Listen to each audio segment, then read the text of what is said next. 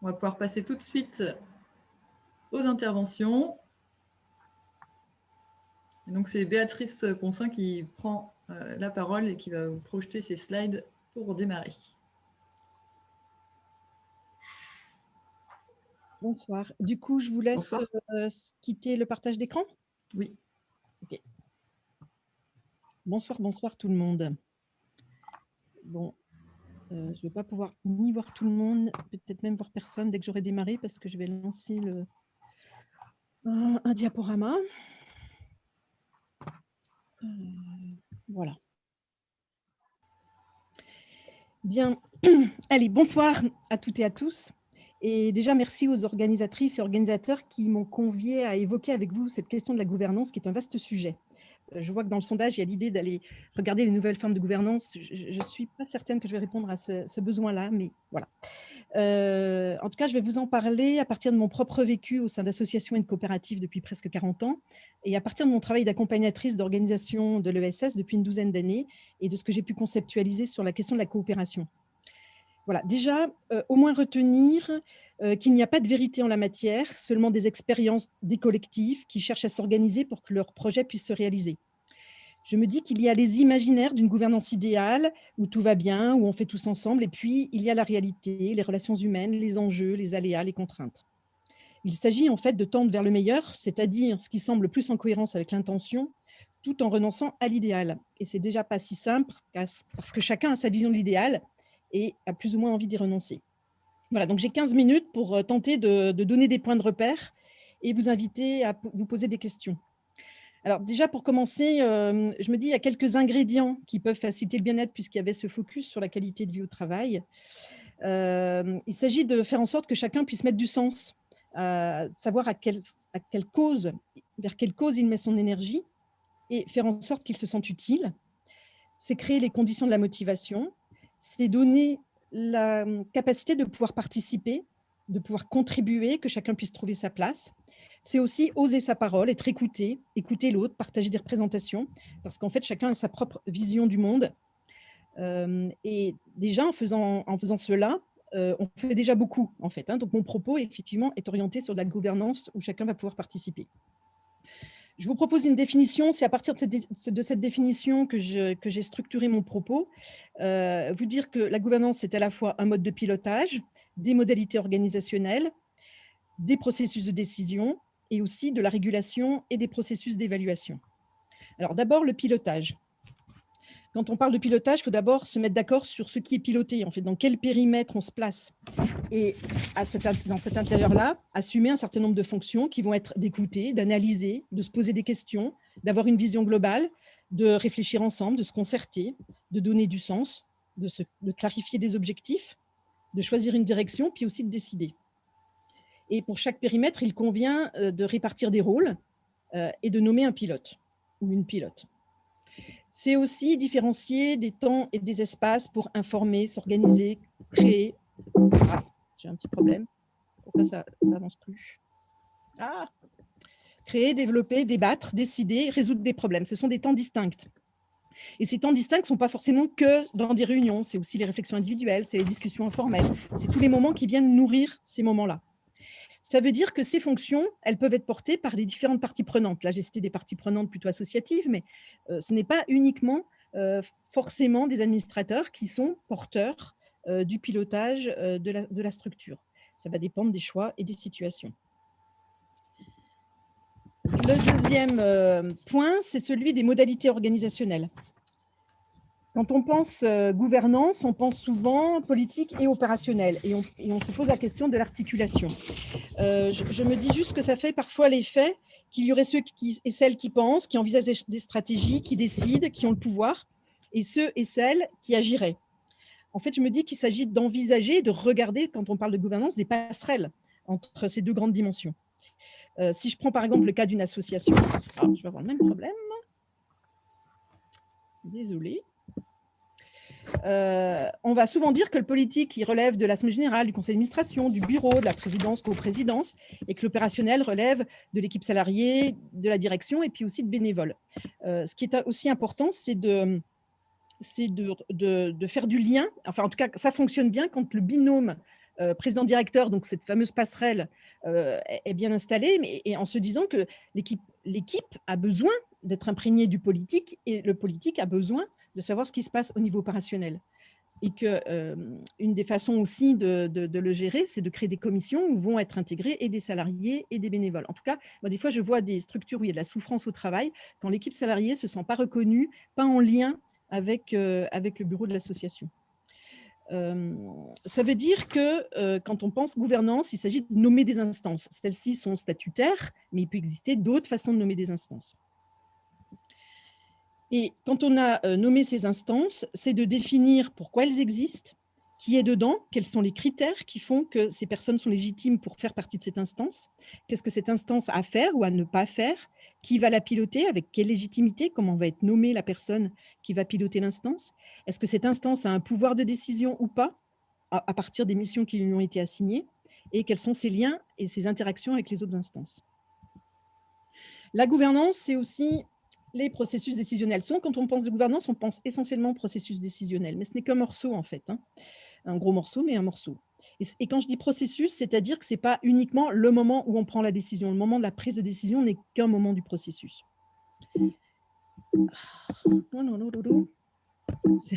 C'est étrange. Voilà. Donc, ça demande de clarifier en amont quels sont les types de décisions qu'on va prendre, à quel endroit on va les prendre. C'est ce que je disais juste avant quand je parlais des instances. Et puis aussi, comment on va prendre la décision. Est-ce qu'on va voter? Est-ce qu'on va voter à bulletin secret, à main levée? Est-ce qu'on va prendre la décision à l'unanimité, à la majorité? Est-ce qu'on va utiliser d'autres processus comme la gestion par consentement, qui consiste à faire vivre un processus d'intelligence collective qui prend en considération les objections comme étant utiles pour le projet, pour le bien commun? Et l'autre point, c'est de ne pas oublier que les décisions, il s'agit de dire comment on les applique, qui les applique, et puis de temps en temps, de les évaluer pour faire le point, pour se réajuster. L'enjeu, des fois, ce n'est pas forcément de prendre une mauvaise décision, une bonne décision, c'est de ne pas prendre de décision. Des fois, c'est plus dangereux de ne pas prendre de décision et de ne pas pouvoir revenir sur ces décisions. En tout cas, oh là là, je suis désolée, je ne sais pas si vous en rendez compte, mais j'ai du mal à envoyer le texte suivant. Décider, c'est en fait avoir une part de pouvoir. Et ça pose forcément la question de qui prend le pouvoir, mais aussi comment on le laisse prendre et comment on s'organise pour répartir ce pouvoir. Alors, ce que je voulais vous présenter là, c'est qu'il existe plusieurs modes décisionnels en fonction de ce qu'on souhaite en termes de niveau de coopération, est-ce qu'on fait seul ou ensemble, et en termes de participation, est-ce qu'elle va être faible ou est-ce qu'elle va être élevée. Ce que je vais vous donner là, c'est 7 points de repère. Il n'y a pas de bon ou de mauvais, ils ont tous leurs avantages et leurs inconvénients. Le premier, c'est en tant que leader, je décide, je vous annonce ma décision et vous l'exécutez. Alors, ça va vite, hein, on sait que la coopération, on va plus vite tout seul, on va plus loin ensemble.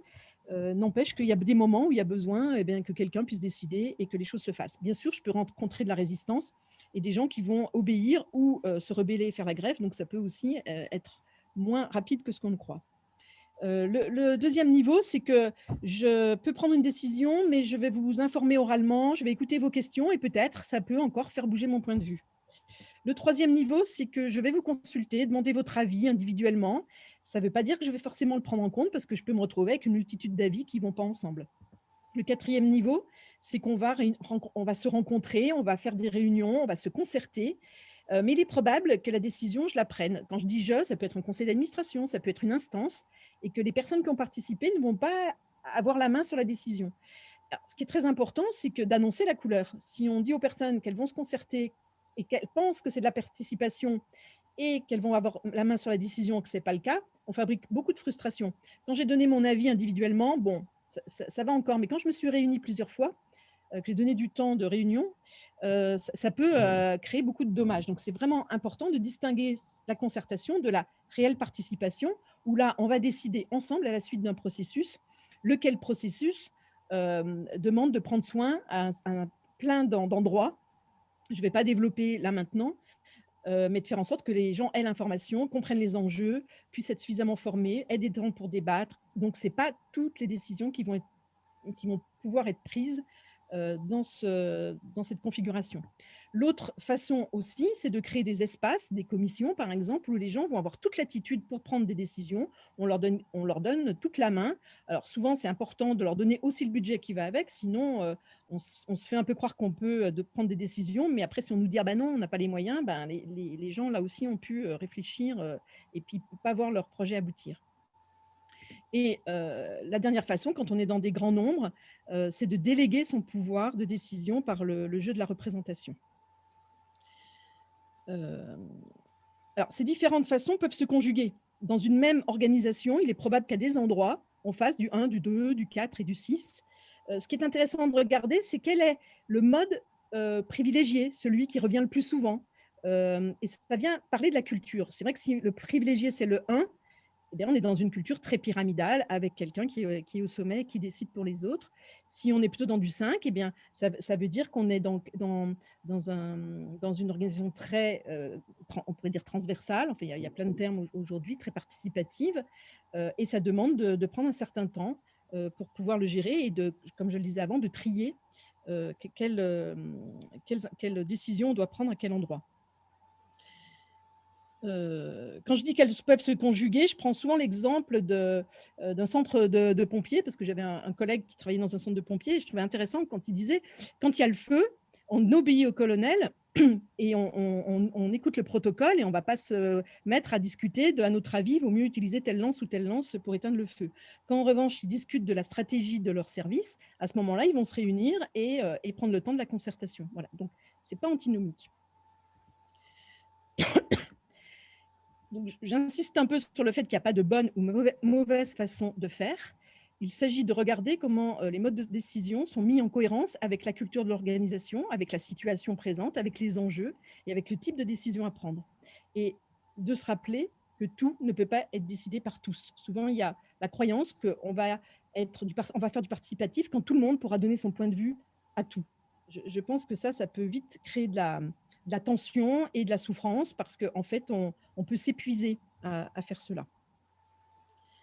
La question qui pourrait se poser pour vous, c'est de dire, tiens, mais quelle modalité, quelle méthode vous pouvez vous donner pour pouvoir réaliser votre projet, voilà, et éventuellement, qu'est-ce que vous avez envie de changer et pourquoi? Moi, je rencontre des organisations qui ont des modes de gouvernance très light, très peu formalisés, mais ça marche, ça va bien, ça se passe bien et pas besoin de formaliser ou de changer. Et puis d'autres, à l'inverse, sans cette formalisation, les gens n'ont pas les points de repère qui leur conviennent, ne savent pas qui doit faire quoi, qui doit décider de quoi, et ça fait un peu une cacophonie. Donc, il n'y a pas bonne, mauvaise façon, il y a qu'est-ce qui vous convient, qu'est-ce qui vous permet de vous dire, ah ben finalement, nous, ça marche bien, la qualité relationnelle est là et l'activité fonctionne. De nouveau, petit problème technique. Le dernier point, c'est celui de la régulation et de l'évaluation. Je vais surtout parler de la régulation parce que la gouvernance, c'est aussi la capacité de prendre le temps de la remise en question, de regarder ce que l'on fait, comment on le fait, et paradoxalement, de savoir s'arrêter pour mieux avancer. Ouais, je vais dire ça comme ça pour l'instant.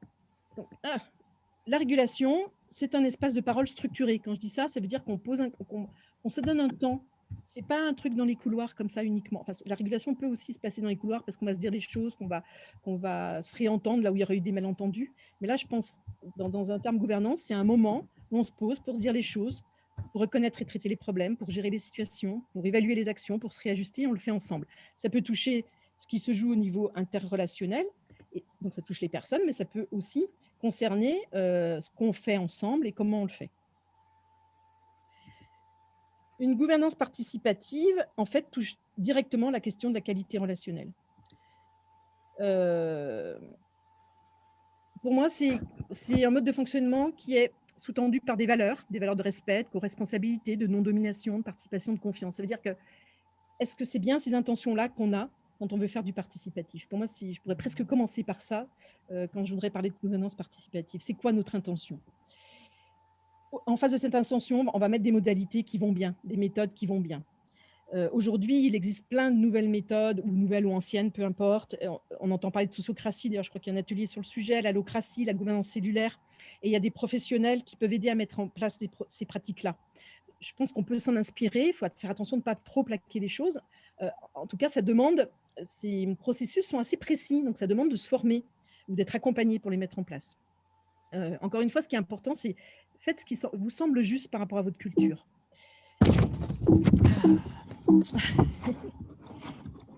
Bon, ça bug.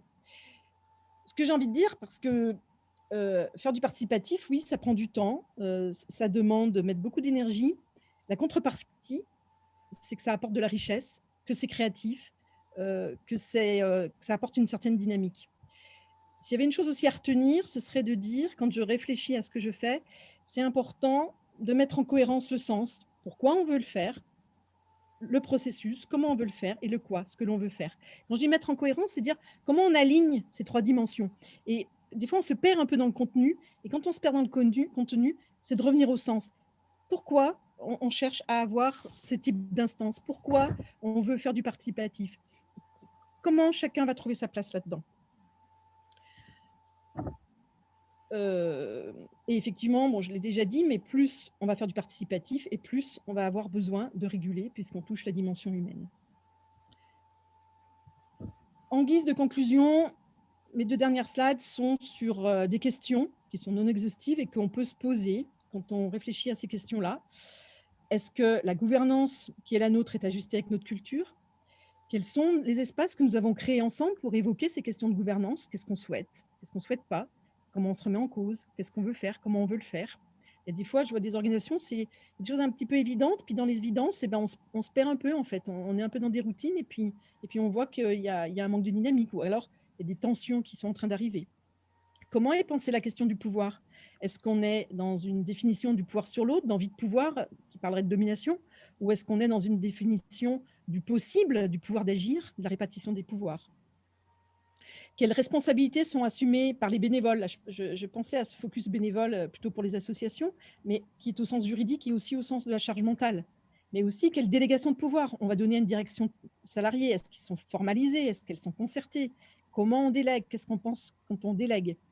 Qui est le leadership effectif au sens de qui fait et décide? Comment soutenir la motivation des bénévoles et des salariés pour que chacun puisse agir, prendre des responsabilités, s'impliquer, décider à son échelle? Je reviens un peu à ma première slide qui dit que quand ces ingrédients-là sont là, eh bien, on a beaucoup plus envie d'appartenir et de contribuer au mieux. Comment se vivent les interactions? Est-ce qu'on est dans le contrôle, dans la confiance? Est-ce qu'on se donne de la reconnaissance? Et comment se nourrit la confiance? Quels sont les espaces de convivialité? Je pense que ça, c'est des ingrédients tout à fait essentiels quand on veut faire du participatif. Voilà, j'ai été courte, un peu dense, rapide. Ben voilà, comme disait Sarah, si vous avez des questions, n'hésitez pas. Je n'arrive plus à enlever le partage d'écran. Peut-être tu peux m'aider, Sarah, je ne sais pas pourquoi. J'ai plus le. Ah, peut-être que si, oui, il faut que je quitte le diaporama. Je l'ai coupé. Voilà. Merci beaucoup. Du coup, on va passer au témoignage de Thierry Cup, donc avec un président et un co-directeur. Je mélange les pinceaux dans ces co. Donc Thierry Cup, la parole est à vous. Bonsoir, merci de nous faire intervenir pour cette visio. Sujet très intéressant, la gouvernance. Et difficile de passer après du coup cette explication assez complète. Donc, c'est Julien, le président actuel de la ressourcerie, et Pierre Ali. Je vais vous faire un petit historique déjà pour commencer de la création de la structure. Donc, c'est une association qui existe depuis maintenant 9 ans. Avant sa création, il y a eu une porteuse de projet qui a Juste, on vous entend d'un peu loin, j'ai l'impression. Est-ce que vous pouvez vous rapprocher du micro pour qu'on vous entende mieux? Allez, je me rapproche. C'est mieux là? Allô? Oui, c'est mieux. Ok, je vais essayer de parler fort. Donc historiquement, c'est une association qui existe depuis maintenant 9 ans. Le démarrage, on a été porté par une autre association afin de pouvoir créer les premiers emplois pour l'étude de faisabilité. Le choix de l'association au tout début allait de soi en fait sur la connaissance générale des gens sur ces statuts et aussi de la façon dont le projet s'est créé. C'est une volonté de la part de personnes de monter ce projet de ressourcerie, mais aussi d'élus, ainsi que de partenaires artistiques et, euh, et partenaires associatifs autres. C'est pour ça que dès le départ, dans les statuts, il a été décidé de créer 3 collèges pour le conseil d'administration. Donc un collège avec des élus, un collège avec des membres actifs, donc qui sont plus des bénévoles, et des partenaires, afin de pouvoir décider ensemble de l'avancée du projet. Donc dès le début, la porteuse de projet est devenue directrice. Et donc on a monté un peu ce projet de façon familiale, je dirais. Moi, je suis venu d'un peu plus loin. J'ai commencé en service civique auprès de la directrice avec 4 autres services civiques. Donc, on s'est retrouvé avec un conseil d'administration qui était aussi membre fondateur, mais plus un conseil d'administration finalement de suiveur, n'ayant pas forcément toutes les cartes en main pour l'avancée du projet. Donc ça a duré quand même quelques années. Ensuite, la directrice est donc partie à la retraite et elle s'est proposée comme présidente afin de pouvoir assurer la continuité du projet. En parallèle, on s'est retrouvé donc avec les soucis qu'ont eu la majorité des associations à l'époque, c'est la fin des contrats aidés et donc une refonte un peu de notre modèle économique et notre façon d'envisager le futur et la gouvernance dans l'association. Afin de faire des économies, on a décidé donc de créer une codirection. Donc, Pierre-Ali fait partie, avec des salariés qui étaient déjà dans la structure auparavant. Alors moi, je vais prendre la suite aussi. Donc, bonsoir à toutes et tous. En fait, la gouvernance de Thierry Cube, comme l'a expliqué Julien, a connu ces évolutions-là sur un temps assez long quand même. On parle de 6-7 ans jusqu'à 2019. Et donc, ça, dans tous les projets, à mon sens, ça peut évoluer au fur et à mesure. En tout cas, ça évolue, c'est rarement figé. Mais nous, on a eu un événement assez important qui a marqué un tournant et qui nous a poussé de toute façon à nous poser les bonnes questions. Ça a été du coup la découverte, on va dire, ou en tout cas l'équipe salariée et plus les bénévoles ont appris qu'il y avait des impayés depuis pas mal d'années. Donc ça, c'était fin 2018 que tout le monde a appris ça. Et que donc ça mettait quand même pas mal en péril la suite de l'association. Et c'est donc à ce moment-là qu'il a été décidé de ne pas recruter une personne de l'extérieur pour la direction, mais d'une organisation en interne qui a été proposée. Donc on est 3 à faire partie de la codirection depuis ce moment-là. Et donc ces impayés-là découverts ont abouti, on va dire. On a demandé à être en procédure de sauvegarde à ce moment-là. Donc la procédure de sauvegarde, c'est le niveau 1 avant le redressement judiciaire et ou la liquidation. Donc on en est resté au niveau 1 et qu'on a dépassé. Mais donc ça veut dire que pendant la période d'observation, donc 6 mois renouvelable une fois, donc pour nous ça a été 1 an, la justice, le tribunal observe si chaque mois on est en capacité de payer nos charges fixes et de dégager un peu plus de bénéfices pour éventuellement après procéder au remboursement de ces dettes-là. Et donc cet événement-là, ce cap nous a poussé à nous questionner sur notre fonctionnement, donc que ce soit la gouvernance, mais aussi l'activité de la ressourcerie. Qu'est-ce qu'on faisait gratuitement ou où est-ce qu'on passait du temps pour d'autres, donc d'autres assos ou même aller faire des collectes à l'autre bout du territoire qui est très vaste. Donc voilà, là ça a été, c'est un peu comme disait Béatrice, il y avait le feu, mais on a quand même trouvé le temps pour se poser et se dire ok, qu'est-ce qu'on veut changer, qu'est-ce qui va ou pas. Et donc sachant que de l'extérieur, que ce soit au tribunal ou notre commissaire aux comptes nous proposait ou nous poussait à trouver des solutions un peu faciles comme augmenter les prix ou licencier. Et nous, on a plutôt fait le choix de la confiance, à la fois la confiance en nous, de se dire, en fait, on a des nouveaux projets, on veut plutôt développer d'autres projets qui vont permettre de sauver la situation, comme du coup, une antenne ambulante, une ressourcerie itinérante sur le vaste territoire du Centre-Ouest Bretagne, mais aussi redonner confiance à toute l'équipe salariée, avoir confiance dans les bénévoles, avec les élus aussi avec qui on travaille. Et donc repartir un peu de zéro, avoir une nouvelle équipe dirigeante aussi, ça nous a pas mal servi.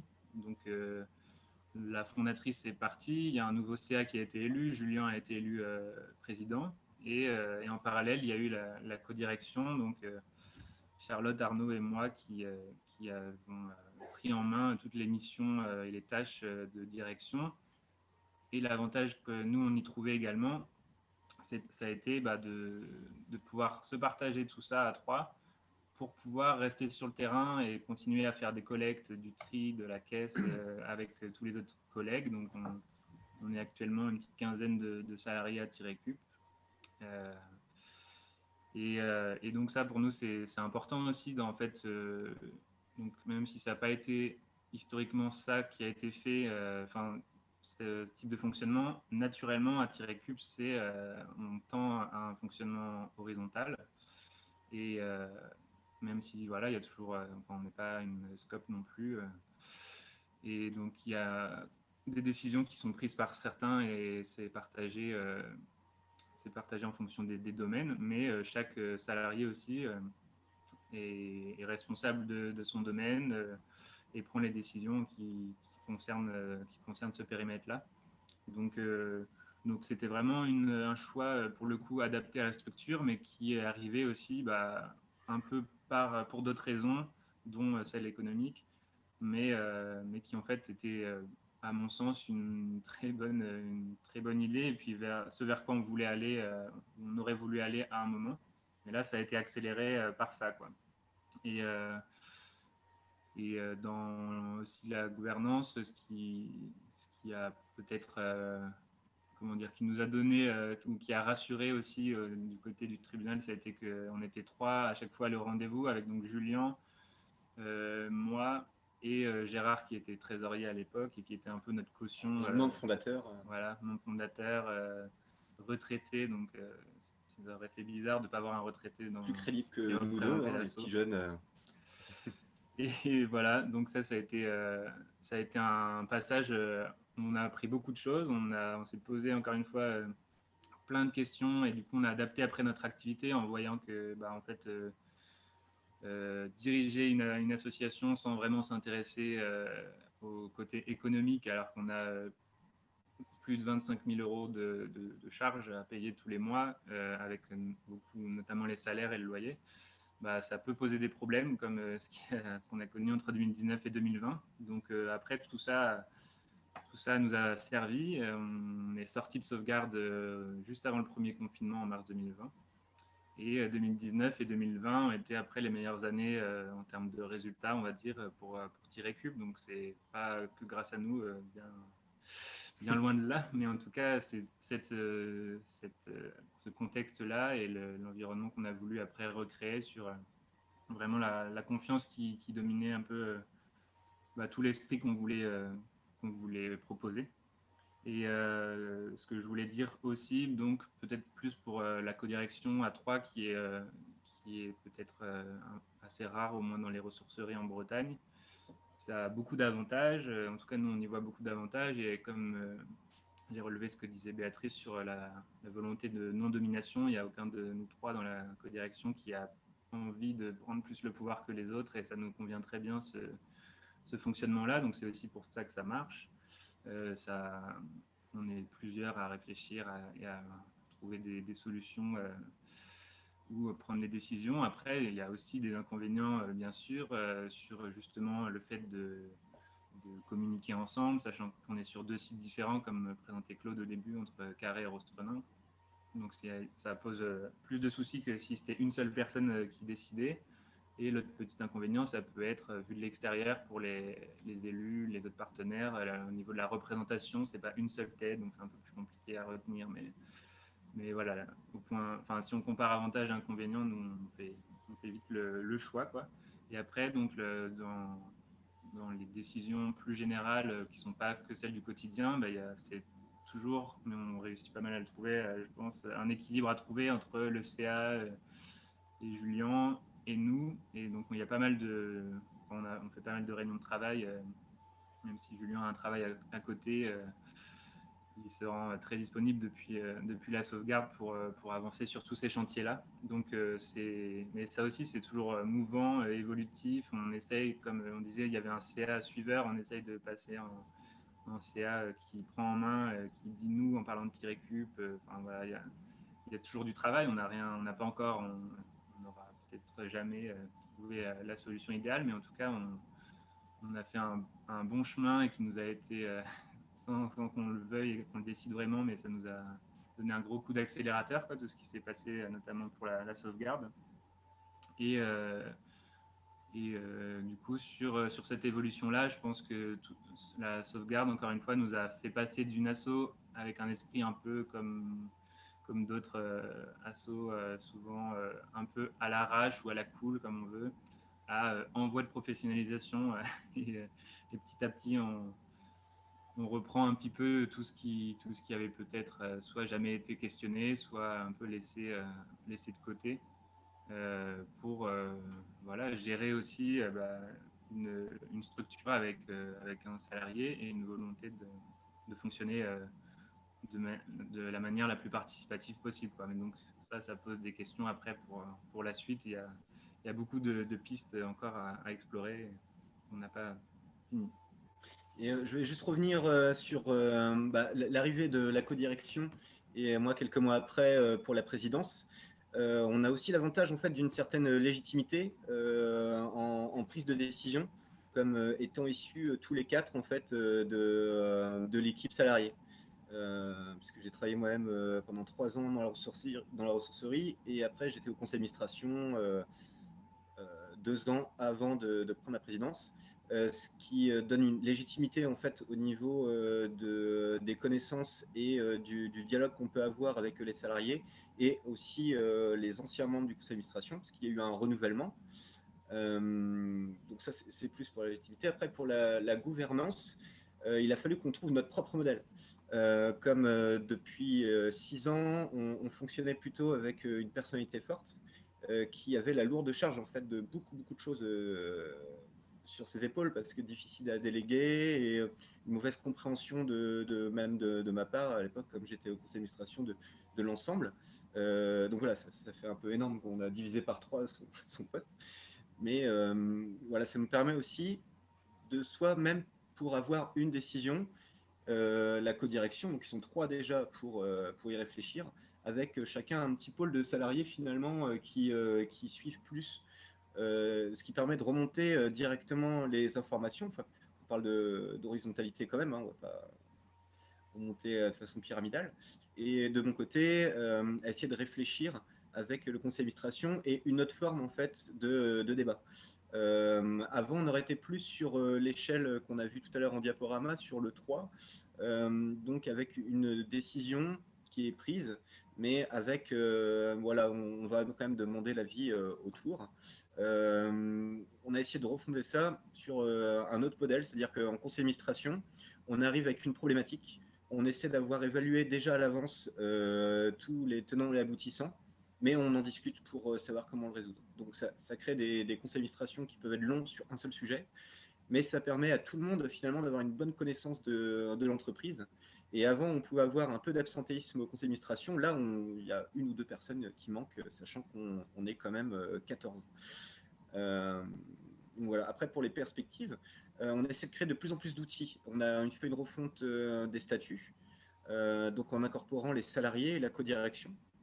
Et on est parti aussi sur un règlement intérieur, puisqu'il y a quand même, comme disait Pirelli, 15 salariés. On tourne avec une 50aine de bénévoles et donc 12 administrateurs bénévoles. Et ce qui nous pousse aussi à créer un projet associatif. Donc voilà. L'associatif, moi, c'est un modèle qui me plaît personnellement, puisque les dirigeants, du coup, sont complètement désintéressés. Je suis obligé d'avoir un travail à côté, hein, je ne perçois pas de dividendes sur les bénéfices de T-Récup. Mais on peut très bien se poser la question dans le futur de réévaluer nos statuts et de voir nos possibilités. Ça a déjà été évoqué, par exemple, d'une SIC ou d'une SCOP. C'est pas d'actualité puisque là on est quand même sur un contexte un peu particulier avec le coronavirus qui nous empêche un peu d'avoir une vision à long terme là-dessus et même de la pérennisation de certaines aides qu'on perçoit encore. Et voilà, c'est un débat qui peut être lancé. Je sais pas si tu as quelque chose à rajouter là-dessus. Non, peut-être préciser, là, tu parlais des aides et tout, mais préciser qu'on est autonome financièrement à 90%. Fonds propres, 80%. Et voilà, c'est pas forcément de notre seule volonté, mais c'est comme ça pour l'instant. Il y a beaucoup d'avantages. Et après, si jamais, sur les nouveaux projets comme l'antenne ambulante qu'on a testé là depuis 2019, surtout 2019, parce que 2020 c'était un peu plus compliqué au niveau événementiel. Mais voilà, il y a ce nouveau projet notamment qui est un peu qui est vraiment même le 3e site de Tirecup, où il y a l'ADEME même qui est intéressé pour participer à son développement, donc avec qui on est en discussion. Mais sinon, c'est une association qui fonctionne maintenant sans insertion et voilà, assez autonome financièrement. Je pense qu'on a terminé. On a pas mal parlé, je vois l'heure. Parfait, timing parfait. On va pouvoir passer aux questions tout de suite. Donc, pour Béatrice et vous deux. Alors, il y a une première question qui concernait l'intervention de Béatrice. À partir de quelle taille de structure, donc combien de personnes dans les instances de décision, un cadre devient-il indispensable selon vous? Vaste question, j'imagine. Oui, parce que ça dépend tout de tout le contexte qui est autour aussi. Moi, je pense qu'on a le cadre permet de se repérer et on a toujours besoin d'un cadre, même si on n'est pas très nombreux, en fait. Ça ne veut pas dire qu'il est psychorigide, le cadre, mais c'est ce qui va permettre de réguler. Le cadre, c'est ce qui va permettre de structurer, c'est ce qui va permettre de s'y retrouver, en fait. Donc, je pense qu'il est utile, quelle que soit la taille. Maintenant, si on raisonne en disant, quand je parlais de périmètre, de dire voilà, combien on peut être pour faire ensemble, plus on est nombreux, plus ça demande de démultiplier des méthodes différentes. On sait qu'au-dessus de 8 personnes, ça devient déjà difficile que tout le monde puisse s'exprimer et qu'on puisse continuer à construire. Donc, il faut refaire des petits groupes d'expression. Voilà. Mais il n'y a pas de réponse absolue, en fait, à cette question-là. Je pense qu'on peut faire du participatif. Bon, moi, j'étais dans une coopérative, on était 160. Avec cette volonté de participatif, au début, on était 7. Et bien évidemment, quand on n'est pas passé de 7 à 160 d'un coup. Donc, on a fait évoluer. C'est intéressant quand vous dites oui, on a évolué sur 6-7 ans. Oui, les évolutions, alors des fois, elles peuvent être bien plus rapides et donc il faut s'y prendre un petit peu autrement. Mais on va réadapter notre façon de nous y prendre. C'est pas pareil si on est tous sur le même site, si on est sur des sites différents. Enfin bon. Je pense que vraiment, pour moi, c'est comment on adapte nos méthodes et nos outils à qui on est et à combien on est, ça en fait partie. La question de l'effectif en fait partie. C'est pour ça que je trouve qu'il n'y a pas de méthode toute faite. Voilà. Mais, et j'aime bien quand vous avez dit tous les deux, voilà, en fait, malgré qu'on était sous l'eau, on a pris le temps de s'arrêter et de regarder ce qu'on faisait et comment on le faisait. Et je pense que ça, c'est une vraie clé de réussite. Quand vous dites derrière, on n'a jamais été aussi bien, moi, je pense que c'est vraiment lié à cette capacité de se poser et de regarder. Eh bien, si on est nombreux, ça demande un temps important. Voilà. Je ne sais pas si je réponds suffisamment, mais… Imaginez que oui. Il y a une autre question. Le participatif en période de crise sanitaire, c'est difficile. Peu d'espace de convivialité et beaucoup de pouvoir à la technologie. Quelles astuces pour dépasser ça? Alors, je pense que vous pouvez tous les trois y répondre sur ce que vous avez observé, ce que vous faites. Ouais, ça c'est clair. Moi, je vois j'accompagne les organisations et je vois vraiment de la difficulté et de la souffrance avec ça et enfin bon voilà, et on pourrait généraliser le propos de la perte de lien et de la perte de présentiel, comment ça devient dommageable sur les humeurs et tout ça. On voit bien combien nous sommes des êtres de relation. Après, moi, je vois des expériences qui est, allez, on se donne un petit rendez-vous un peu presque tous les matins, on boit un café ensemble, on se raconte les nouvelles. Il y a des outils collaboratifs qui aident aussi pour pas être que dans l'interface. Là, aujourd'hui, ce soir, bon, on est dans un schéma conférence, alors on est dans un schéma un peu descendant, mais des fois, moi, j'associe des outils collaboratifs où chacun peut créer, apporter de la matière. Voilà, je ne sais pas comment vous faites. Bon, voilà, il y a aussi des structures qui s'autorisent à se voir en petit nombre. J'ai pas de réponse, pas plus que tout un chacun citoyen face à une situation qu'on espère qui ne va pas durer et qu'on aura plaisir à se retrouver ensemble. Mais c'est évident que le présentiel, ça aide. Néanmoins, ce que j'ai envie de dire pour parler quand même des formes de gouvernance, la réunion n'est pas la condition sine qua non pour faire ensemble. C'est un élément absolument important de se voir et de se rencontrer pour faire ensemble. Mais on peut faire ensemble quand dans les périmètres, chacun est au clair avec ce qu'il a à faire et il peut être sur des petites unités de 2, de 3 jusqu'à 8, 10. Et vous en aviez parlé de consulter, et c'est vrai que je ne l'ai pas dit dans ma diapo, mais prendre les avis des autres. Il y a un truc qui est hyper intéressant en réactivité sans être dans de la réunion fastidieuse, c'est de dire, je peux décider complètement dans le périmètre qui m'est donné, à une condition, c'est que je prenne l'avis des gens concernés par la décision que je vais prendre et que je vais prendre l'avis des gens qui pourraient m'apporter une expertise, une compétence. Ce qui demande une posture d'humilité, d'aller chercher le savoir ailleurs. Et la consultation qui va être individuelle, qui va être dans l'informel, qui peut voilà, permettre de ne pas faire que de la réunion comme ça, chacun dans sa petite case noire de Zoom, je trouve que c'est une façon d'être très, très efficient, très agile dans les organisations. Comment vous répondriez tous les deux à ça? Ouais, de notre côté, le contexte particulier, il y a eu 3 étapes finalement.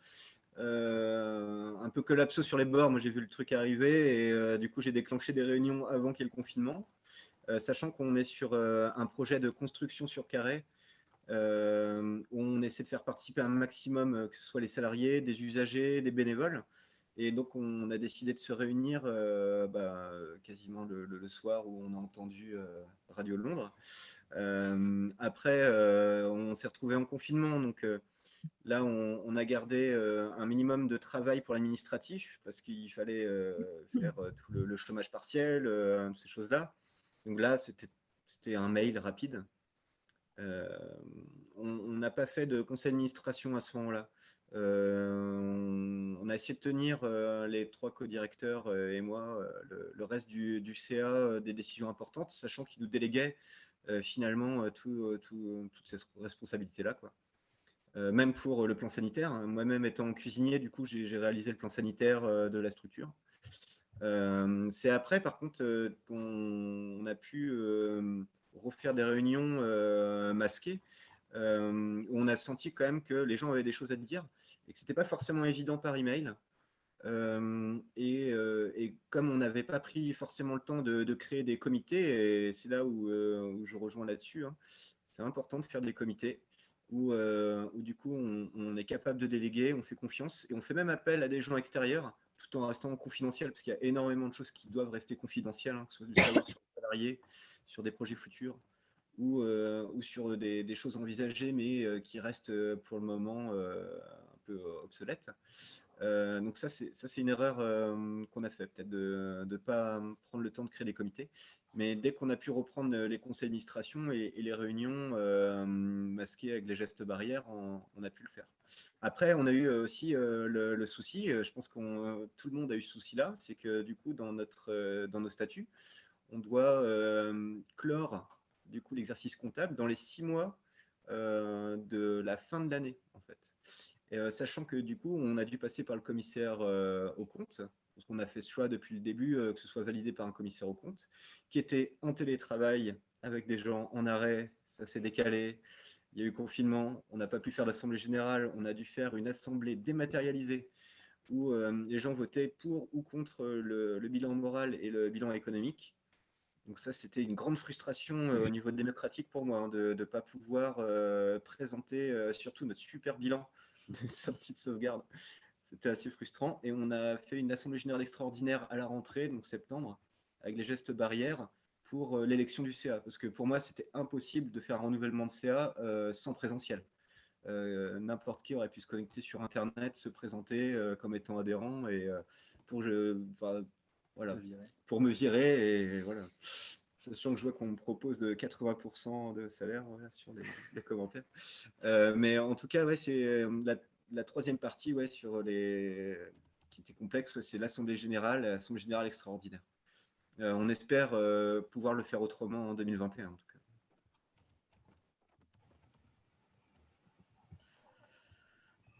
Alors, là, il y a quelques questions qui arrivent. Du coup, sur la fin, donc une petite comme ça information pour info, les SIC et les PTCE sont soit des assos ou des entreprises. Ça, c'est Anne-Laure. D'ailleurs, pour faire le lien avec ça, il y avait une question, Oui, c'était ce que les SCIC ou les SCOP connaissent moins d'aventures malheureuses ou aléatoires voilà, de c'est tout. gouvernance que les associations. Elles Bah sont oui. nombreuses aussi, donc Bah oui, les statuts ne font pas les relations humaines. Et bien sûr, les organisations vont être différentes. Dans l'association, il y a l'aspect bénévolat et salariat qu'on va pas retrouver dans les scopes, puisqu'on est à la fois salarié et associé, mais il y a aussi une double qualité, associé-salarié. Des fois, on peut être non associé salarié ou avoir du management intermédiaire, parce que dans les gros scopes, il y a ça aussi. Et donc, encore une fois, c'est une question aussi de taille d'organisation, mais les questions de gouvernance, de mon point de vue, se posent exactement de la même façon. De la même façon au sens humain du terme, au sens des questions de pouvoir, au sens du question de comment on partage l'information, comment on permet aux personnes de contribuer. Parce que moi, je connais des scopes avec tous les principes démocratiques qui sont dans les statuts, où en fait, il y a de l'autocratie. Il y a un gérant qui décide de tout et puis il rend compte à l'Assemblée générale et l'Assemblée générale donne le quitus parce que les gens, de toute façon, n'ont pas les éléments pour pouvoir décider. Donc, un statut scope ne dit pas que c'est vertueux dans le management ou dans la façon de penser de la gouvernance. Donc, ça demande forcément, au-delà des statuts, de se poser la question de comment on veut fonctionner ensemble. Quelle est notre intention? Quel est notre projet humain quand on fait du collectif? C'est déjà vertueux d'être en scope en soi, hein, par rapport à comment le juridique et l'économique sont au service d'un projet humain. Déjà en soi, ça borde beaucoup de choses, mais ça ne dit rien sur les relations humaines. Je ne sais pas si vous partagez ce point de vue, hein, parce que c'est un point de vue pour le coup que je donne, mais un point de vue, puis aussi une expérience et aussi voilà, de rencontre de beaucoup de scopes différentes. Après, il y avait la question de la rémunération aussi, que vous aviez peut-être pas eu. Rémunération des dirigeants associatifs peut être donc envisagée sur des missions jusqu'à 80%, me semble-t-il. C'est Ali Ahmed qui pose la question. Et est-ce qu'une solution adaptable dans votre situation? Tout ce qui est rémunération. Pour TireCup. Oui, pour TireCup. C'est une question qui est posée là, du coup, dans le fil. Je vais redire ce que j'ai dit, hein. Moi, j'aime bien le côté des intéressés en fait dans la gouvernance. Voilà, j'ai un travail à côté, je me libère pour la ressourcerie. Ça m'oblige aussi à pouvoir être plus spectateur et on va dire arbitre que actif sur certains dossiers, même si je suis très très près les relations plutôt avec les pouvoirs publics. Et puis, en fait, moi, personnellement, en gouvernance en tant que président, je me sens plus gardien d'une éthique que co-directeur. Et du coup, c'est en ça que j'aime le côté des intéressés. Et puis, ça laisse une place quand même aux salariés plus propres. Sachant que j'imagine que souvent, dans des types d'assauts, c'est quelqu'un qui vient faire la comptabilité, qui peut être bénévole. Et là, ça peut être intéressant parce que c'est vraiment un travail à part entière. Nous, on a une secrétaire comptable voilà, qu'on rémunère pour ce travail-là. Mais voilà, c'est intéressant de savoir qu'on peut rémunérer les dirigeants pour une asso qui démarre et qui ne peut pas forcément, imaginons, créer un emploi direct. Un membre du CA, ça peut être intéressant pour démarrer une activité. J'ai envie de réagir à ça, de la question de la posture, en fait. Finalement, on peut être rémunéré pour faire quelque chose ou autre, mais ce qui est intéressant, ce que j'aime bien dans ce que tu dis, c'est la posture. C'est-à-dire que ma posture, c'est d'apporter une prise de recul. C'est pas une posture de vouloir contrôler et de me dire « Ah, il faut que je joue mon rôle parce que je serai dirigeant et que je serai employeur, donc j'ai une responsabilité, donc je veux contrôler ». C'est de se positionner dans un rôle particulier qui est celui d'apporter, enfin, tu n'as pas dit apporter du recul, mais c'est ça que j'entends en tout cas. Et je trouve que c'est vraiment ça qui est important quand on se pose la question de la gouvernance. Quel rôle on se donne collectivement, quel rôle on attend des uns et des autres en fait. Et ça change complètement l'énergie d'une gouvernance ou d'un groupe. Merci, on va pouvoir passer à la conclusion déjà. Le temps passe vite. Il faut débattre longtemps. Merci à vous trois pour ces